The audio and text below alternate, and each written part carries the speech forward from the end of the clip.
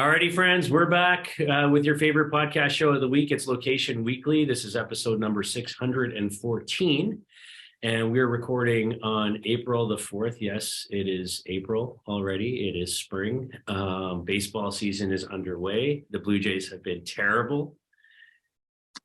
Rob's Yankees have been great. Aubriana's away on vacation. So thankfully, Rob has stepped in again, and we appreciate it. How are you? I am great. Yeah, sorry. I mean, tough start for the Jays. But it's only 3 games in, right? 4 games in, 4 games into the season. So we're okay. You're okay. Don't panic yet. Don't. It all comes down to our savior today. Yusei Kikuchi is gonna pull it out.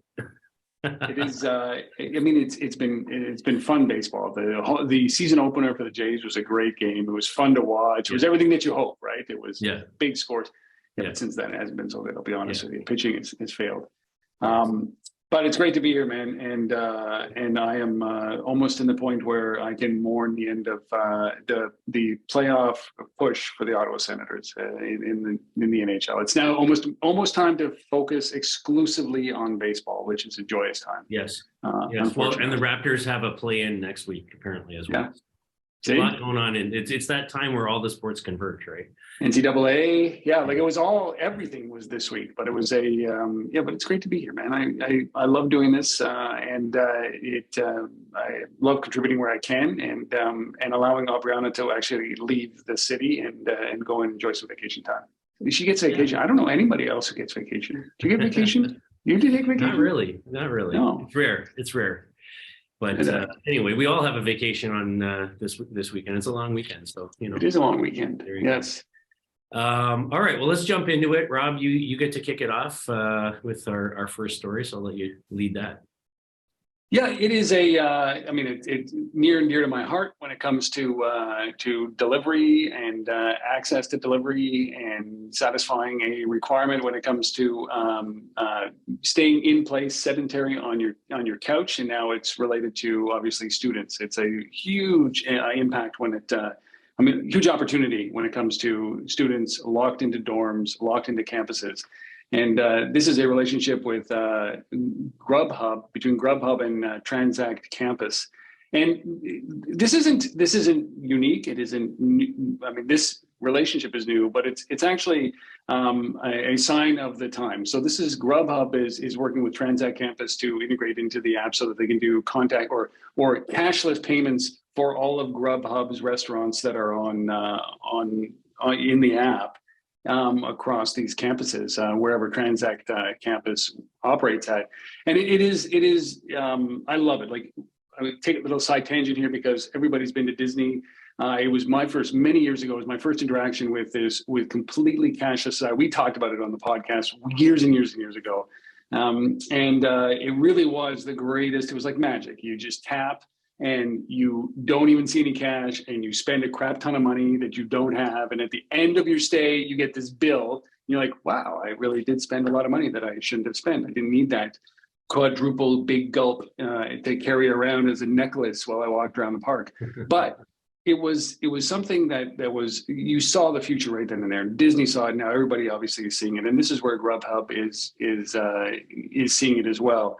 Contactless or cashless payments is the greatest thing. So typically you're a student, everything works inside of the campus. You go to your bookstore, you go to any restaurant or food item, any location on the campus, and you don't have to carry cash with you. It's actually brilliant. It's brilliant.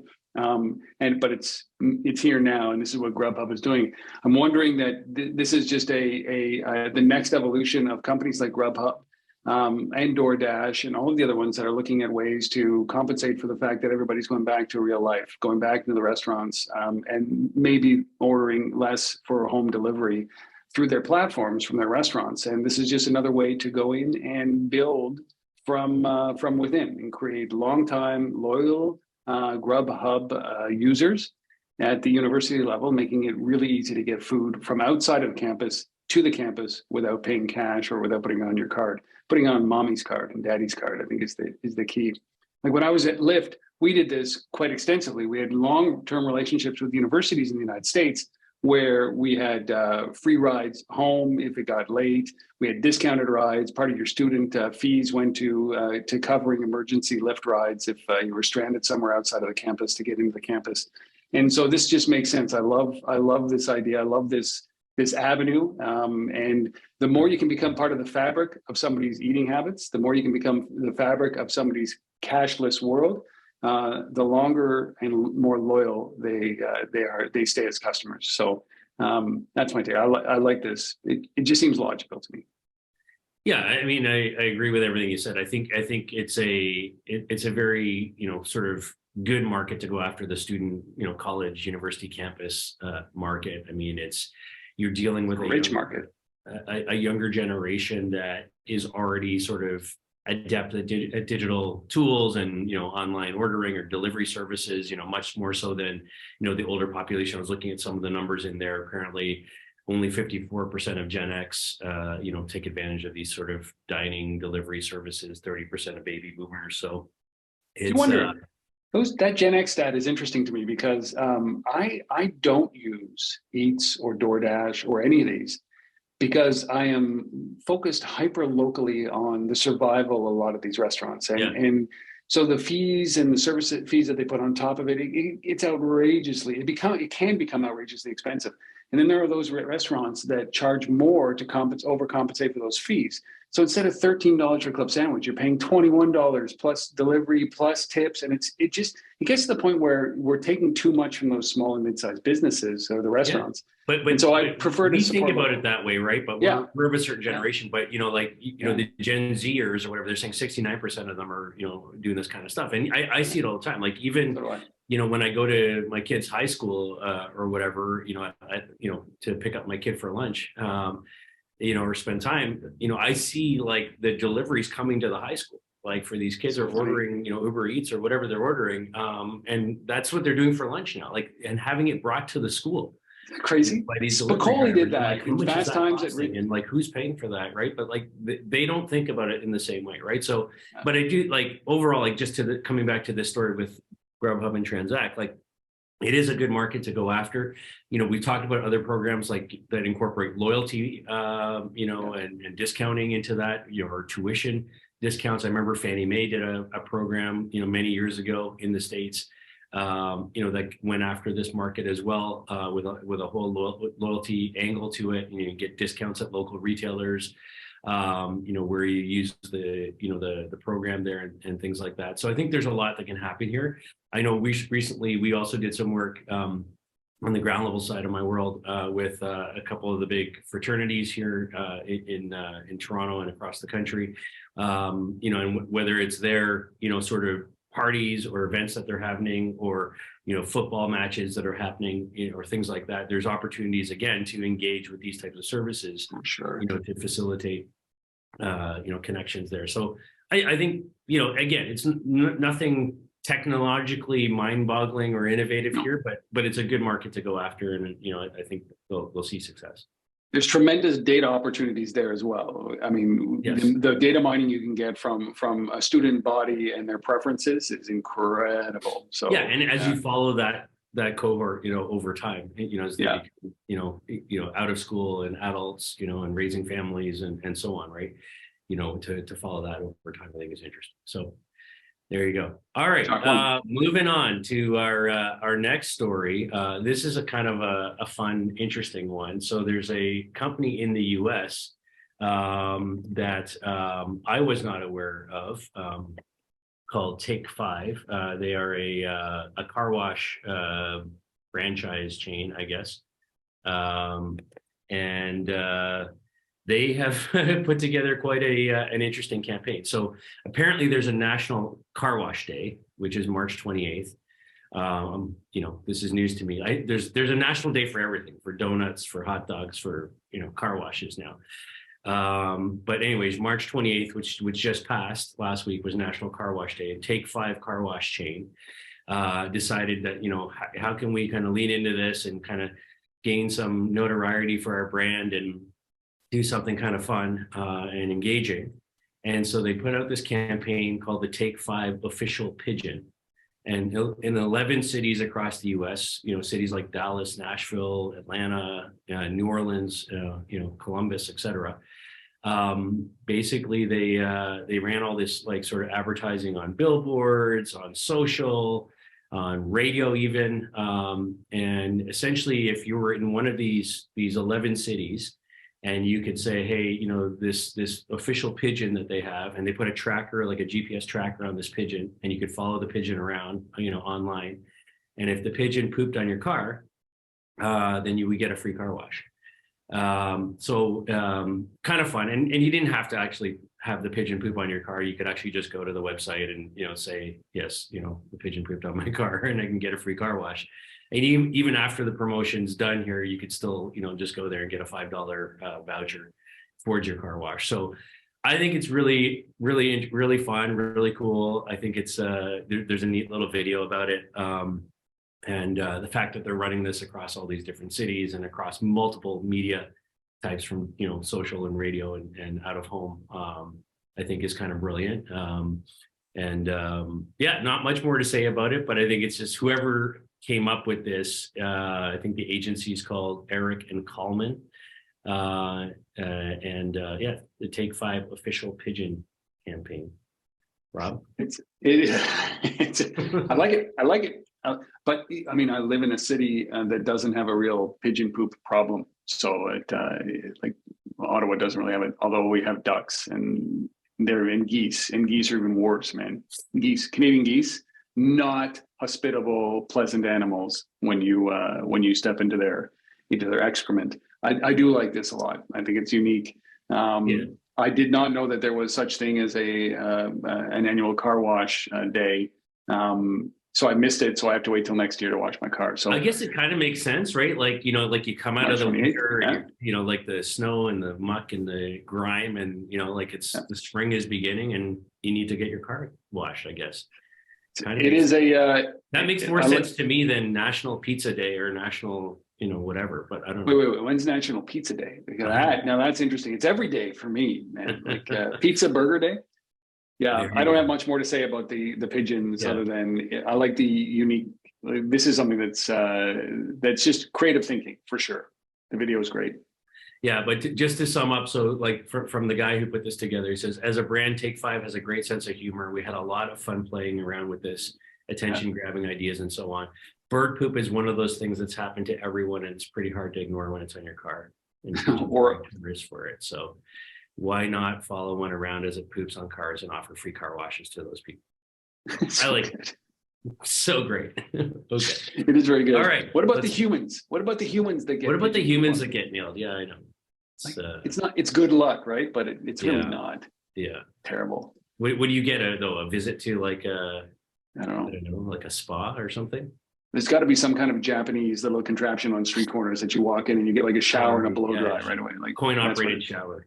Coin-operated showers on the corners. Well, there's an idea for those people. All right. Pigeons. Rob. It's funny, the theme here from pigeon to American eagle. Like I like the theme. There's a bird theme today. There's a bird theme. It's so good. Yeah. We talked about the Blue Jays already. So yeah. That is so true. So American Eagle, this is a story. This is an interesting, again, logical in its way with a practical application, technology application that may be a little bit unique. And this is a company called Radar, and is launching their technology, their RFID technology in American Eagle stores. So Radar is a hardware and a software platform that uses RFID and computer vision to track and precisely locate in-store inventory. And they talk about a real-time in-store inventory location finding with a 99% accuracy. And this is all about customer service. So when you go back into a retail location, we've all been there. We have a huge Canadian-made, Canadian-born company that carries Canadian in its name, but I will not mention it. And when you go into the stores, they have a really great inventory management system and control system. But when something's not on the shelf, it will take sometimes 30 or 40 minutes to flag down a person and then find out in the back if they have it, and then they can go and get it, and then you go and sit and wait until they bring it up. So it's an experience. So everybody's had those experiences in retail where the inventory is there, but they can't find it. And then you're kind of stuck. It's an awkward conversation. It's like, well, it's here, but it's not. And so you have these conversations. That's what this problem is here to solve, is that Radar is launching this and I think up to like 500 American Eagle stores across the United States.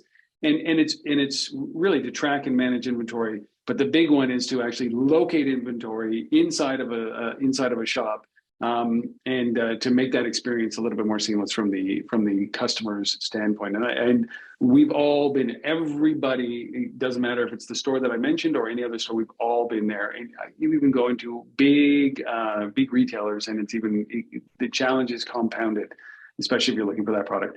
And it's really easy to get lost online with this, because if it's not in store, if I can't find it in store, if I don't have good inventory control in store and where it is, I can just buy it online and it'll arrive the next day. So you really have to fight this. If you're trying to fight for local merchants, you really have to close the deal when a customer comes in, because that might be the last time that they come in. And that's why I like this very much, is these small nuanced changes that create a better experience in store by allowing your customer to find the product that they want that's in the store already and purchase it and leave with it. That's what retail is. It hasn't changed. Now we've just added all of these tools to make it a little bit easier. And these are like incremental changes that make a big difference. Totally agree.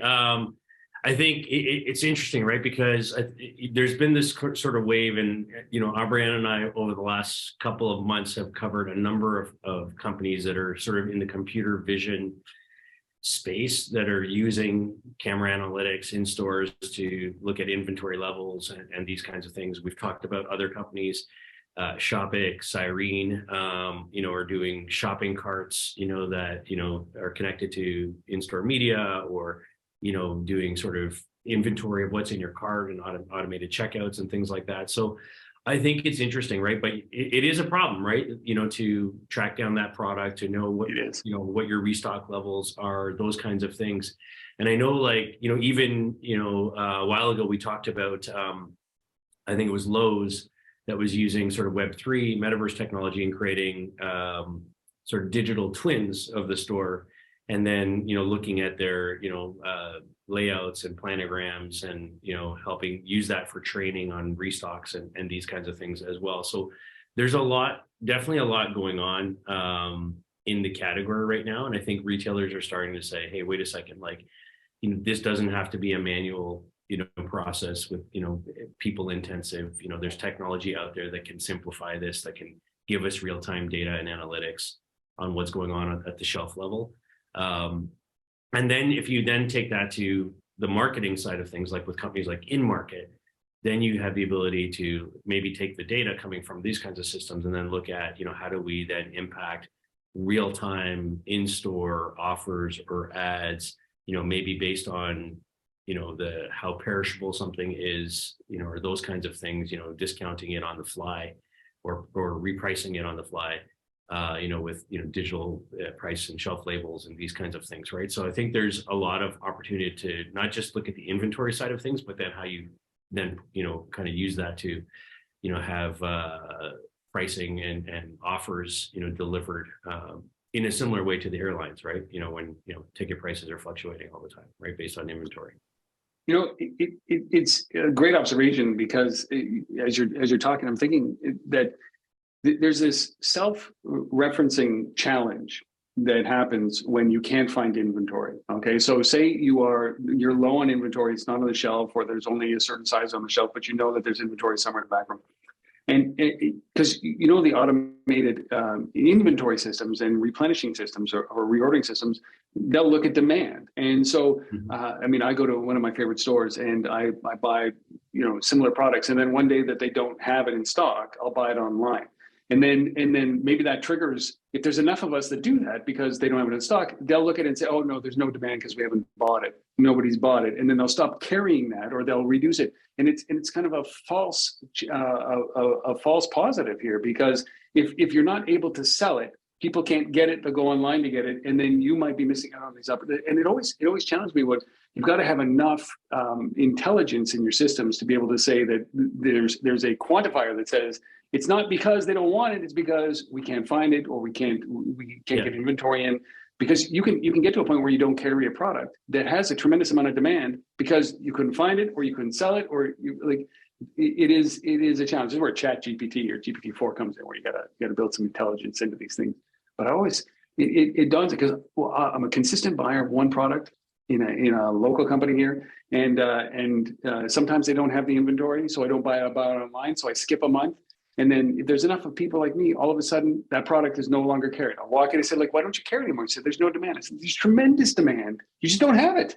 You never have it. So you fall into that cycle where you could be losing out sales. I don't know where that fits into this, but it's a cautionary It's tale. absolutely right. It's, I think that real-time inventory knowledge, right? Like from a consumer perspective, whether that's, through an app or through online or however, they want to, expose that.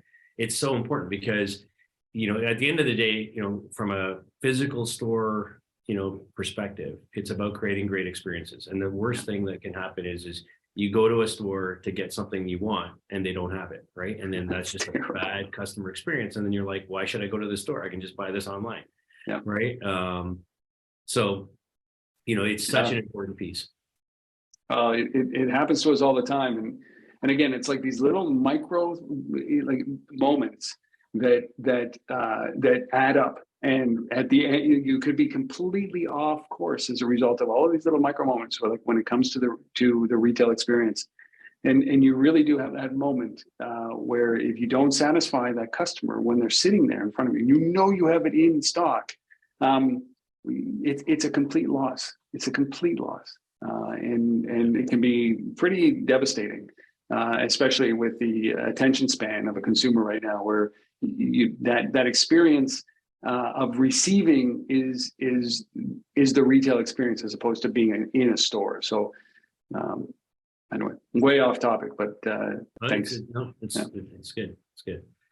All right, let's kick into our final story here now. So Dollar General, the very large U.S. discount retailer, has a media network business like every other retailer now. We've been talking about this for months. It's perhaps the hottest trend in the industry at the moment. As these retailers look for alternative media or alternative revenue streams. And so they're all building these networks. They're all either putting, digital signage networks or, effectively what, the originator Walmart TV, was doing a long time ago, building these networks in stores, pushing, product advertising on those networks, selling the ad space, to the CPG brands that are in those stores, and starting to make, some revenue from that. Now, what's interesting about this story is they've teamed up with Meta, Facebook and Instagram under the Meta bannership here. And they're essentially exposing their 90 million unique customer profiles, 90 million unique customer profiles, and putting that in across the Meta system for, to do ad placements on Facebook and Instagram news feeds and stories and reels. They're the first retailer to do this kind of partnership with Meta. And it creates a big opportunity, I think, for the CPGs in particular to be able to target these consumers, to reach them in a unique way, to know, the profile, that comes with, that, discount shopper. You and I were talking a little bit earlier before we started this morning about, audience personas and cohorts and, what that might look like as an ad targeting, future, because I think we're moving away in general in our industry, and by industry, I mean the location-based, marketing ecosystem, from, the pure one-to-one targeting that everybody was trying to do, a few years ago, to more of this sort of, let's target an audience cohort, let's target a group of people that exhibit common behaviors, and fit certain criteria. So I think that, this is a great partnership. I see a lot of potential for lots of retailers, not just Dollar General, to jump on these types of things.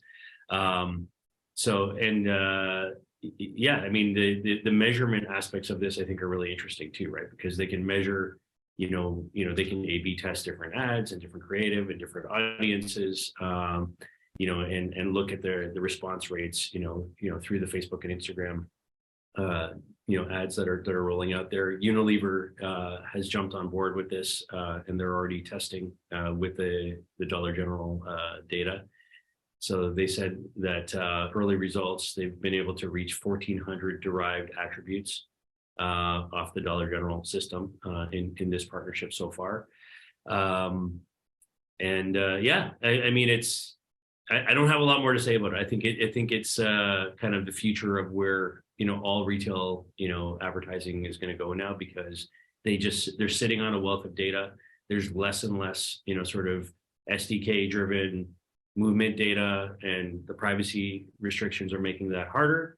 So if they can expose their transaction data and their customer profile data and other things, because they own it, and then they can make that available in a clean room type of environment for ad targeting, then I think that's the wave that we're on now.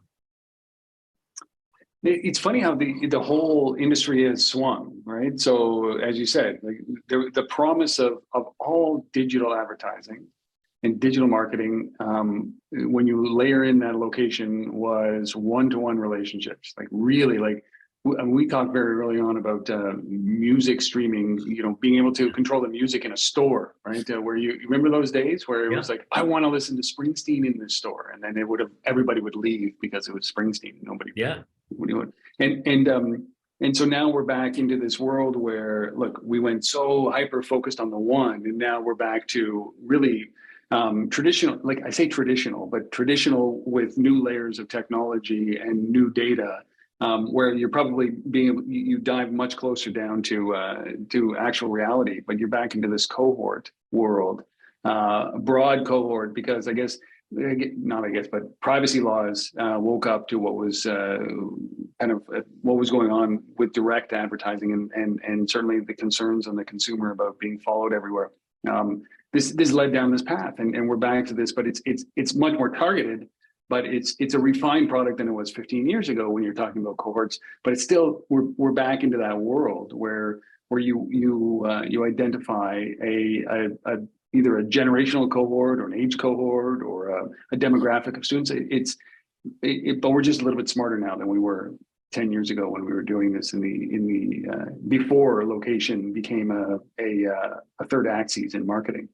It's pretty yeah, and it's kind of come full circle, right? And as you mentioned, like with the music stuff, like Rockbot, I think was one of the big players that we had talked about way back when, and they're still going, and they're going strong, and they continue to add more and more franchise chains to their network, and letting people choose their music in the stores and in the restaurants and so on. So it's it's a different angle on it. And we just talked recently on the show about Mood Media acquiring Vibenomics as well. So that sort of in-store or in-restaurant experiential stuff is still there and still a big part of it. But but then there's the other side of it, which is this sort of measurement and targeting aspect that these media networks are starting to bring into play that we didn't necessarily have before, right? So at Retail Loco coming up in June in Minneapolis, this will be one of the key topics that we're covering, and I know it's gonna be something that like people are hungry to learn more about and hear from some of these brands on how they're doing it and why they're doing it. So. It's definitely it's incredible. I'm old enough to remember back in those days, instead of requesting a song in a store, I would request a song on a radio station. You remember those days? Remember? And you'd have to call in, and it would always be busy. It's like, make your request, a top 5 at 9 on a local radio station. You have to call in. But that was back when Olivia Newton-John had a hit. So that's how. That's how long ago that was. And it's funny because radio is interesting. Like I still listen to radio when I'm driving in the car. Tends to be more Sirius XM or something like that these days for me. But I think one of the things is I still remember like when I was sitting in the car with my daughter, who was I don't know, 5 or 6 or something at the time, and listening to radio. And like, she, grew up with like an iPad and, like playing on an iPad, Streaming music services. Yeah. and all those kinds of things. And I'm like, and I remember, like, those instances where like she's exposed to sort of old media, let's call it television or radio. And she'd be like, I remember one time, like she went up to the TV and she just like tried to swipe it, like, like you do on the screen, and you can't do that obviously. Or listening to radio and you're like, oh, can you play that song again? It's live broadcast. They can't play that song again. Right. Like, so hard for them to wrap their head around. Right. Yeah. It's just different. Right. So, but anyhow, so that's it. That's our show for this week. You've been listening and watching episode number 614 of Location Weekly. Thank you so much, everybody, for tuning in. If you have story ideas, please reach out and share with us. If you have feedback for us, we love that as well. Just reach out to Rob or I on the social media channels. We're easily found on wherever, Twitter, LinkedIn, whatever you want. We're there. And we'll see you next week. Aubriana will be back, and we'll have another show for you. But until then, have a great week, everybody. Bye.